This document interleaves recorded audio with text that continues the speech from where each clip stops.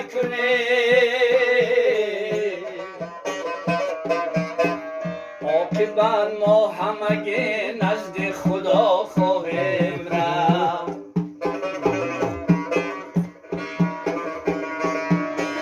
آخر کار همه نزد خدا خواهیم رفت